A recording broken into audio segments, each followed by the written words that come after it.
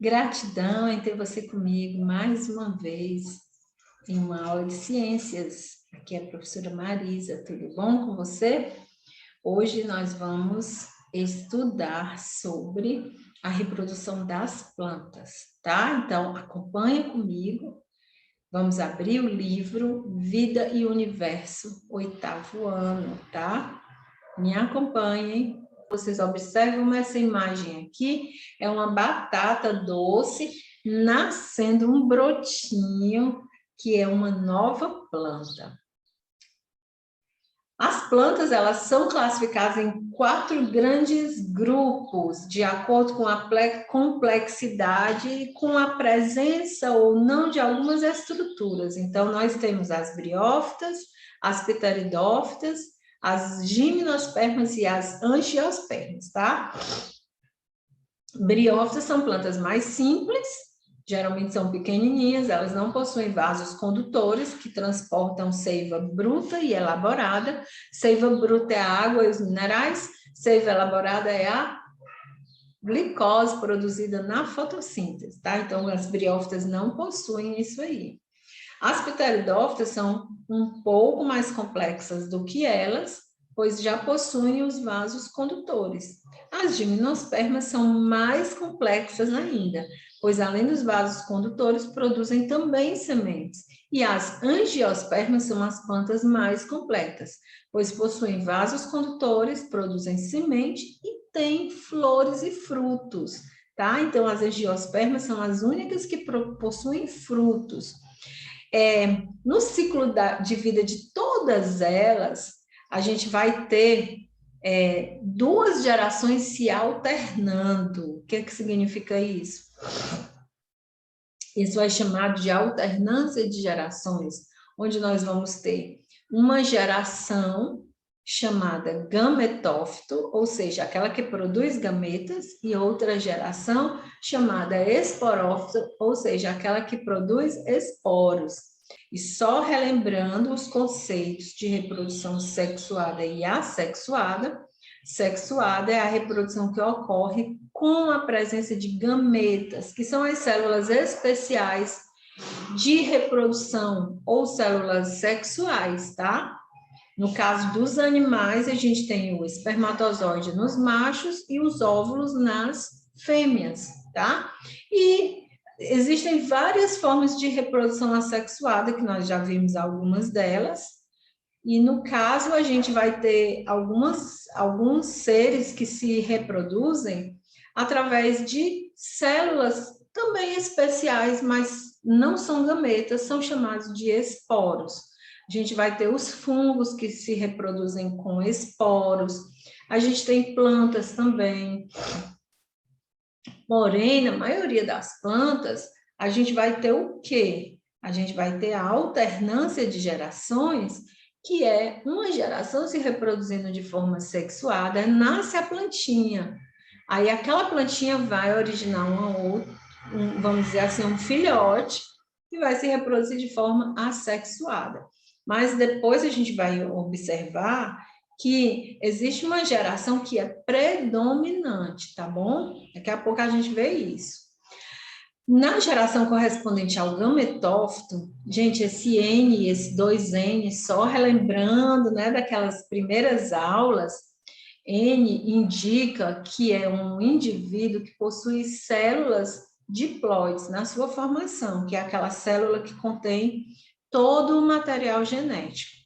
E N são células que não possuem a quantidade completa do material genético, só possuem a metade, 50%.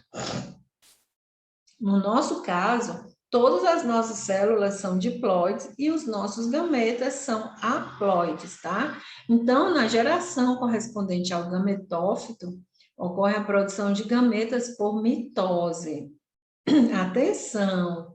No nosso caso, seres humanos e muitas espécies, né, dos mamíferos em geral, os gametas são produzidos por meiose. Lembrando que a meiose é quando a gente tem uma célula diploide, uma célula 2N, que vai originar 4 células haploides, tá? Então, eu tenho uma célula que vai originar 4 com a metade da informação genética. Isso é meiose. Mitose, eu tenho uma célula que vai originar 2 iguaizinhas com a mesma quantidade de cromossomos, com a mesma quantidade de material genético, tá? No nosso caso, nossos gametas, eles são formados por meiose. Já nesse caso aqui, né, a gente vai ter gametas formados por mitose, ou seja, eu tenho uma célula N que vai originar também 2 células N, tá? E esses gametas, eles são produzidos em uma estrutura chamada gametângio. O gametângio, ele vai estar presente tanto na geração gametófita como na geração esporofítica, tá? Então, vai estar presente sempre. Então, coloca uma coisa em mente, gametângio produz gameta, esporângio produz esporos. Tanto gametas quanto esporos são células reprodutivas, porém, os gametas estão associados à reprodução sexuada e os esporos estão associados à reprodução assexuada, tá certo? Outro detalhe, na reprodução sexuada, são necessários as 2 células, sempre vai precisar dos 2 gametas. Na reprodução assexuada, não, o esporo, ele vai germinar, é só uma célula, tá bom? Então, vamos conhecer agora o ciclo de vida de cada um dos grupos que eu mencionei aqui para vocês, tá? O primeiro desses grupos, que é o mais simples, são as briófitas. Já expliquei que elas não possuem os vasos condutores, né, de seiva, que são o xilema e o floema. O xilema, ele vai conduzir a seiva bruta, que é a água da raiz para o resto da planta, e o floema vai conduzir a seiva elaborada, que é aquela seiva que traz a fotossíntese, a glicose, que é o produto da fotossíntese para o resto da planta, para a planta se alimentar, tá? Exemplos de plantas assim são os musgos, os antóceros e as hepáticas. Não são plantas muito conhecidas nossas, não. Mas você vai encontrar musgos, todas elas, na verdade, em regiões bem úmidas, porque elas precisam de muita água. E elas são pequenininhas, tá? O tamanho máximo que elas chegam é 20 centímetros. Então, na maioria dessas plantas, que são chamadas de briófitas, a gente vai ter o quê? Um gameta feminino denominado de oosfera. Marquem isso aqui, ó. Gameta feminino. Como é o nome do gameta feminino? Eu vou marcar aqui de outra cor, tá? O gameta feminino é chamado de oosfera. E o gameta masculino é chamado de, vamos botar aqui a corzinha azul, no gameta masculino, que é chamado de anterozoide, tá? Só relembrando que a correspondência com os animais, nos animais o gameta feminino é óvulo e o masculino é espermatozoide. Mas marquem isso aí, tá? Nas plantas em geral, nós vamos ter o gameta feminino oosfera e o masculino anterozoide.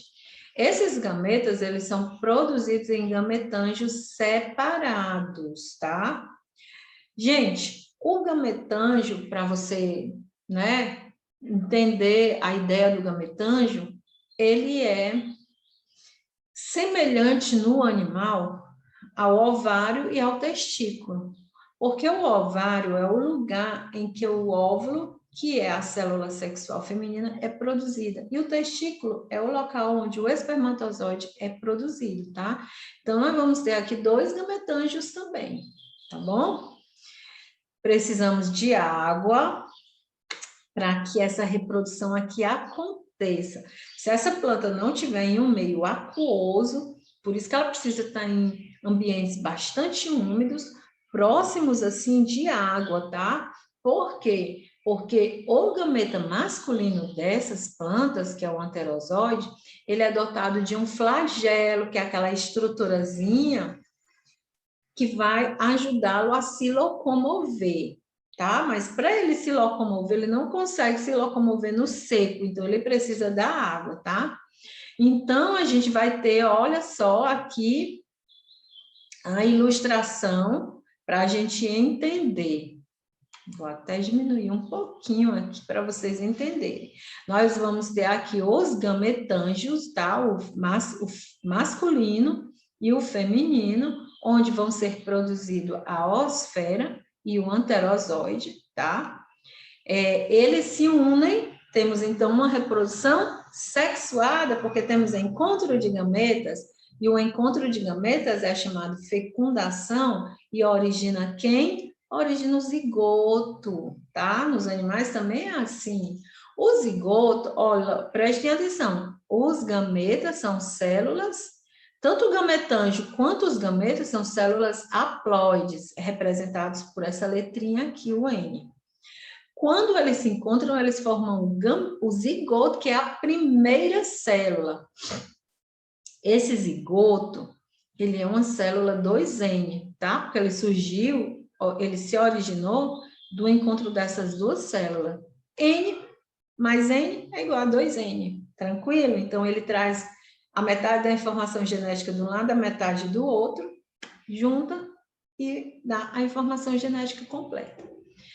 E aí, esse zigoto, ele vai se desenvolver, ele vai começar a sofrer mitose, lembrando que a mitose, ela origina duas células iguaizinhas, então, um zigoto 2N origina duas células também 2N, duas células diploide. E essa célula vai crescendo até que ela forma uma estrutura chamada esporófito jovem. Esse esporófito, ele é uma plantinha, tá? Mas ele é uma plantinha bem pequenininha, que quase que a gente não consegue vê-la. Essa plantinha, ela é dotada de uma estrutura chamada de esporângio. Lembram que o gametângio forma os gametas e o esporângio forma os esporos, tá? Tá aqui o esporângio, ele vai produzir os esporos, esses esporos se dispersam, germinam, tá? Tá aqui a germinação e origina gametófitos, tá? Esses gametófitos jovens, tá aqui eles, os gametófitos com os rizóides, que são umas raízes bem fininhas que essa plantinha tem. Aí, ele agora vai ter o gametângio e vai começar novamente o ciclo. Então, a gente vai ter um ciclo com reprodução sexuada e um ciclo com reprodução assexuada, tá? Então, vou ter dois indivíduos aqui se originando, porém, um desses indivíduos é mais duradouro, a gente chama uma geração mais duradoura, uma geração mais visível, tá? Então, quando você olha para uma briófita, você vai ver o gametófito. Nessas plantas aqui, o gametófito é a geração mais longa, a geração visível. Essa outra geração aqui, o esporófito, é uma geração mais curtinha. Agora, a reprodução nas pteridófitas. As pteridófitas, como eu já falei anteriormente, elas possuem já os vasos condutores, então já são plantas maiores, já são plantas um pouco mais estruturadas, tá? Então, elas têm já o xilema e o floema. Lembrando novamente para vocês não esquecerem, xilema e floema são vasos condutores, né? O xilema vai conduzir a seiva bruta da raiz para o resto da planta, e o floema vai conduzir a seiva elaborada, tá bom? Alguém pode se perguntar, e como é que as plantinhas anteriores, as briófitas, se alimentam? Como é que a água vai? Ela vai por um processo chamado difusão, que vai passando de célula a célula, tá? Por isso que elas são pequenininhas, elas têm um crescimento limitado. Bom, no esporófito, das samambaias, a gente vai ter isso aqui, ó, essa imagem aqui, é a folhinha da samambaia. Se você pegar a folhinha da samambaia e virar, você vai ver uns pontinhos pretinhos. Esses pontinhos aqui são chamados de soros, tá? Eles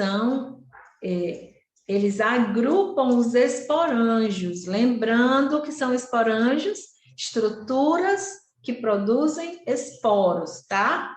Eles podem ser visualizados, tá? Basta você olhar, olho nu você vê os pontinhos. Então, vamos lá acompanhar o ciclo de vida de uma pteridófita, e lembrando, quem é a pteridófita? O exemplo mais comum é a samambaia.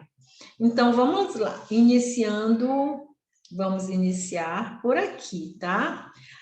A gente vai ter essa plantinha jovem, tá? Essa plantinha bem pequenininha. Essa plantinha aqui, ela é um gametófito, tá? É uma geração curtinha. Nas briófitas, que é o grupo anterior, o gametófito é a geração mais longa, mas somente nas briófitas. Nas pteridófitas, o gametófito é uma geração curta, ou seja, rápida. Ele nasce e ele se reproduz rápido, não é muito visível, tá? E a gente vai ter essa estrutura aqui, que é chamada de prótalo. É uma estrutura muito pequenininha, praticamente ela não é visível, tá? É como se ela fosse uma plantinha, mas é uma plantinha muito pequena, que não dá para ser visível e de uma geração muito rápida. Essa plantinha aqui, ela produz gametófitos, gametófito maduro, que é haploide, tá bom? Esse gametófito, ele vai produzir gametângios, que são estruturas que produzem gametas. Aí vamos ter a produção da oosfera e do anterozoide. Essa oosfera com o anterozoide vão se unir, elas também precisam de ambiente aquoso. Tanto briófitas como pteridófitas dependem da água para se reproduzir, porque o anterozoide possui flagelo e ele precisa do ambiente aquoso para se movimentar e conseguir atingir a oosfera. Quando ele atinge a oosfera, no fenômeno chamado fecundação, ocorre então a formação do zigoto. O zigoto é uma célula diploide, ou seja, com toda a informação genética completa. O zigoto começa a sofrer mitoses, né? Uma célula origina duas, aí eu vou ter duas, que cada uma das duas vai originar mais duas, aí dessas duas eu vou ter 4 agora, e aí vai aumentando de tamanho, tá? O indivíduo. E aí ele vai formar uma nova plantinha chamada de esporófito. Gente, o esporófito é a samambaia. Quando você olha para uma samambaia grande, você está olhando para o esporófito, tá? Só que esse esporófito, ele vai crescer, ele vai amadurecer, e ele não vai produzir gametângio, ele vai produzir esporângio. Lembrando que os esporângios produzem esporos, os esporos se espalham. No caso da samambaia, eles ficam aglomeradinhos ali nos soros da folha, né? Que eu mostrei anteriormente para vocês. Deixa eu só voltar aqui, olha só. Tá aqui os soros, tá? Aqui são agrupamentos de esporângios. E esses esporângios, então, eles são dispersos no ambiente, eles começam a germinar e vão originar justamente aqui o gametófito. Quando ele amadurece, ele produz os gametângios. Pronto! Uma geração se reproduziu de forma sexuada e outra geração se reproduziu de forma assexuada. Agora vamos conhecer a reprodução nas gimnospermas. As gimnospermas, como nós já sabemos, são plantas maiores, né? São plantas mais desenvolvidas ainda, elas produzem a semente. A semente confere proteção ao embrião. Gente, gimnospermas, que elas também são representadas pelos pinheiros, ciprestes, araucárias. São plantas muito grandes, tá? São árvores, né? Inclusive, nós temos florestas, né? Florestas inteiras, só de pinheiros, de ciprestes, araucárias. São plantas muito predominantes em regiões frias. E essas plantas aqui, assim como as angiospermas, que nós vamos ver daqui a pouco, elas têm uma característica. Elas já não precisam mais da água para a reprodução. Ué, por quê? Porque como elas são muito grandes e elas são muito altas, então elas têm estratégias diferentes de se reproduzir. Surgiu nelas uma estrutura chamada tubo polínico, onde vai ser produzido um grãozinho chamado grão de pólen. O grão de pólen, ele vai originar o anterozóide. Bom, as gimnospermas, elas não vão produzir flores, tá? As flores são exclusivas das angiospermas, mas elas produzem umas estruturas reprodutoras chamadas de estróbilos. Então, o que são os estróbilos? São as estruturas reprodutoras das gimnospermas. Nós vamos ter os estróbilos masculinos, esses aí vão produzir o grão de pólen, tá?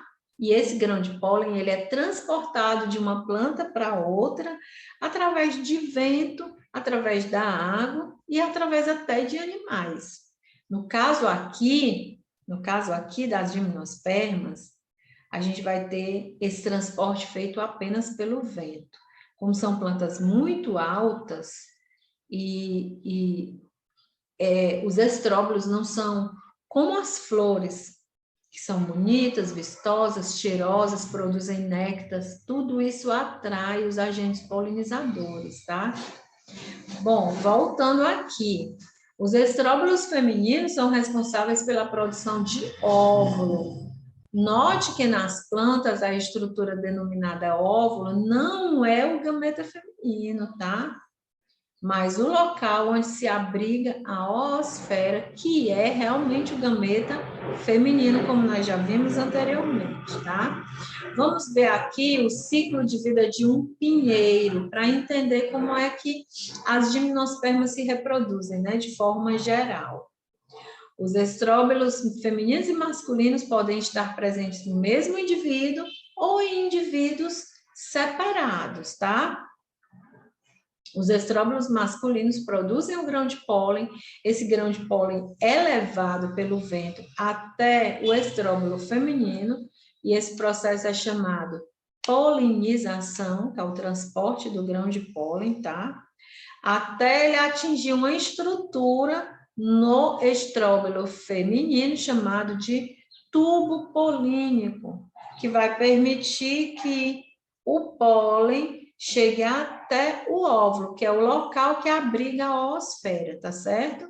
E aí ocorre a fecundação e a formação da semente. A semente, então, é o quê? É o novo embriãozinho da planta, tá? É o que vai originar, então, uma nova planta. Essa semente, ela pode ser dispersa por animais, de forma geral, tá? Quando eles comem, voam para outro canto, ou saem, porque pode ser ave, pode ser animais também que, enfim, eles comem, jogam essa semente no outro canto, ou então eles defecam, muitos deles engolem as sementes, e aí essa árvore vai nascer no outro local. Então, vamos aqui ver o esquema, tá? A gente tem a planta adulta, que é chamada de esporófito, tá? É a geração esporofítica, aqui é a geração permanente, tá? Então, é o que você vê. Ela vai produzir os estróbilos, tá aqui os estróbilos, é tipo uma flor, mas é uma flor, né? Não é uma florzinha assim, é tipo uma flor, tá? É tipo uma flor por quê? Porque é a estrutura responsável pela reprodução delas, tá? Então, esses estróbilos aqui, a gente tem o masculino, o feminino, e aí temos o óvulozinho, grãozinhos de pólen produzidos nesse estróbilo, que esses grãos de pólen vão ser dispersos, vão ser levados pelo vento. Forma-se o tubo polínico, aí os dois gametinhas se encontram, formando então o zigoto. Esse zigoto, ele começa a formar agora a semente, tá? Lá dentro da semente, a gente vai ter o embriãozinho, vejam só aqui o embriãozinho. Vamos ter uma reserva de nutrientes aqui dentro para manter esse nutrião e um revestimentozinho. Pronto, essa semente, esse embrião, fica num estado de vida latente. E aí, quando ele encontrar as condições adequadas, ele vai germinar, ele vai nascer, tá certo?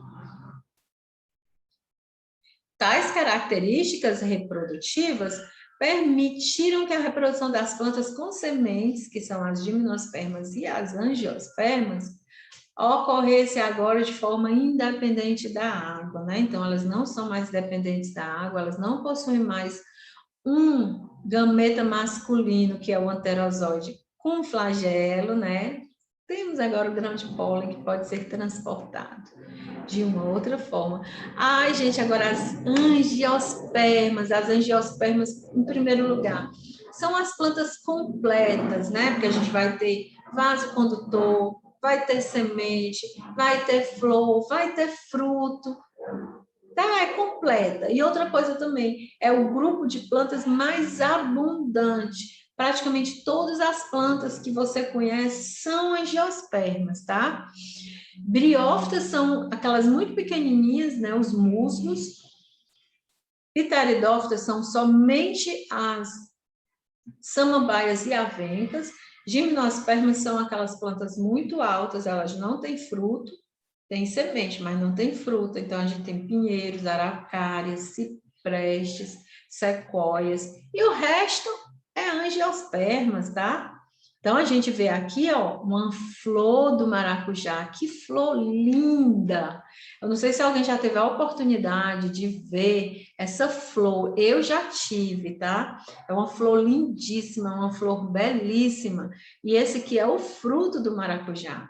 Vamos iniciar dizendo aqui uma coisa para vocês. O fruto se desenvolve da flor. E nós vamos conhecer todas as estruturas que compõem a flor, tá? As flores, geralmente, elas são cheirosas, elas possuem uma substânciazinha chamada néctar, isso vai atrair os polinizadores, tá? Então, a flor, ela é a estrutura especializada em reprodução, tá? É a estrutura especializada na reprodução. De forma geral, uma flor completa, a gente vai ter algumas partes. A gente vai ter o receptáculo, tá?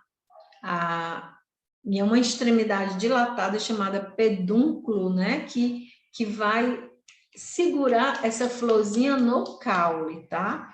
E a gente vai ter também algumas partezinhas aqui chamadas de sépalas, né?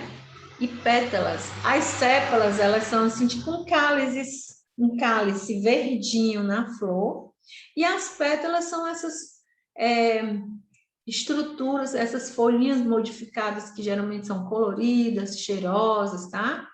Temos também os estames, que são o conjunto de todas as estruturas masculinas da planta, e temos ainda os carpelos, que são o conjunto das estruturas femininas, tá? Todos eles estão lá no receptáculo, né? Pronto. O conjunto das sépalas é chamado de cálice, porque ele realmente parece um cálice mesmo, e o conjunto das pétalas é chamado de corola, tá? No estame, nós vamos ter um filete, que é assim, um fiozinho comprido, lá na pontinha dele nós vamos ter a antera, que é onde vai ser produzido o grão de pólen. Esse conjunto total de estames é chamado de androceu. Já nos carpelos, nós vamos ter o estigma, que é a entradinha por onde o grão de pólen vai entrar. Vamos ter o estilete, que é um canal e o ovário, onde lá dentro a gente vai ter o óvulo.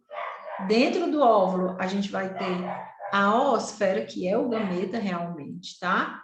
E esse conjunto todo do carpelo, com todas essas estruturas, é chamada de gineceu, tá? Então, vejam aqui a representação da flor, tá bom? Temos aqui, ó, as partes masculinas, que são o estame, filete e antera. Aí a gente tem, ó, o filete, que é um fiozinho, né? Aí na pontinha a gente tem a antera, que produz o grão de pólen, e geralmente ele é um pozinho, quando você pega assim, é um pozinho, tá? Aqui são as estruturas femininas, temos o estigma, por onde o grão de pólen vai entrar, o grão de pólen entra bem por aqui. Aí tem o estilete, que é esse tubo condutor aqui. Aqui temos o ovário, dentro do ovário o óvulo, e dentro do óvulo a oosfera, que é realmente o gametinha, tá? Aí temos aqui, olha só, não esqueçam, conjunto das estruturas masculinas, estame, conjunto dos estames, androceu, conjunto das estruturas femininas, carpelo, também chamado de gineceu, tá? Aqui são as sépalas, ficam assim como eu falei para vocês, parece um cálicezinho, e as pétalas, tá? Que geralmente são coloridas, como eu falei, cheirosas, e muitas vezes produzem néctar, que é justamente para atrair os polinizadores. Outro detalhe também muito importante é o seguinte: existem plantas que possuem as duas estruturas, a flor possui como essa que vocês estão vendo aqui, e elas são chamadas de hermafroditas. E existem, sim, flores com somente as estruturas masculinas, que são chamadas flores masculinas, e flores com somente as estruturas femininas, que são chamadas flores femininas, tá? E nessas plantas, o transporte de pólen é feito não só pelo vento, mas pode ser feito também por animais de forma geral. A gente tem o morcego que faz isso, as aves em geral, o beija-flor é especialista nisso, né? Insetos, muitos insetos, tá? Como as abelhas, por exemplo. E daqui, tá? Quando chega o grão de pólen que entra por aqui, ele desce, ocorre o encontro dos gametinhas aqui, que é a fecundação, formação da semente, tá? Esse ovário da planta, esse ováriozinho aqui da planta, essa estrutura que vocês estão vendo aqui, ele começa a crescer, ele começa a se desenvolver, e essa flor, ela vai perdendo todas as suas partes. E esse ovário vai crescendo, crescendo até formar o fruto. Então, o óvulo origina a semente e o ovário origina o fruto, tá certo? Muito importante isso. Esse fruto pode ser disperso pelos animais de forma geral, né? Nós já falamos sobre isso. Gente, vamos falar um pouquinho sobre os frutos? Existem frutos, existem pseudofrutos e existem frutas. Qual é a diferença entre fruto e fruta? O fruto, nós já vimos que é o ovário da planta que se desenvolveu para proteger a semente, tá? Porém, nem todo fruto é comestível, tem frutos que nós jogamos fora. E algumas plantas, ao invés da parte comestível ou a parte mais conhecida ser o ovário da planta que se desenvolveu, existem outras partes, como o pedúnculo também, que pode se desenvolver e originar, então, uma parte também comestível, mas que não é o fruto propriamente dito, e aí nesse caso a gente chama de pseudofruto. Já as frutas são geralmente doces, né? Doces, ácidas, etc. Então a gente tem aqui um exemplo, olha a maçã, presta atenção. O fruto mesmo é só essa partezinha aqui do meio, outra que tem a sementinha, é só essa partezinha aqui do meio. Todo esse restante aqui, que é o que a gente come, é o pseudofruto. Então, foi o receptáculo da flor que também se desenvolveu, além do ovário. No caso do morango, os frutos eles são muito pequenininhos. Os frutos são esses pontinhos aqui, tá? As sementes estão no interior desses pequenos frutos. E essa porção suculenta é também o receptáculo da flor que se desenvolveu e a gente come tudo junto, né? No caju, o verdadeiro fruto tá aqui é a castanha, tá? No caso, o pedúnculo se desenvolveu e originou essa parte suculenta, que a gente chama de fruto ou fruta, mas, na verdade, o verdadeiro fruto é esse aqui é um pseudofruto. Isso não significa que não sejam estruturas importantes, né, de serem comidas, que possuem nutrientes, tá certo? Enfim, e as frutas, como eu falei para vocês, mais adocicadas, mais ácidas, a gente chama popularmente de frutas, mas existem outros frutos que a gente não denomina de fruta, como, por exemplo, tomate, pimentão, berinjela,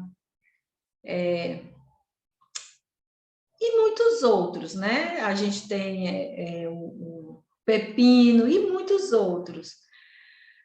Eles, na verdade, são chamados frutos da horta, não são chamados fruta. O tomate tem aí uma polêmicazinha, né? Tem gente que diz, o tomate é fruta, não, o tomate é verdura. Não, gente, verdura é o que é verde, verdura são as folhas, tá?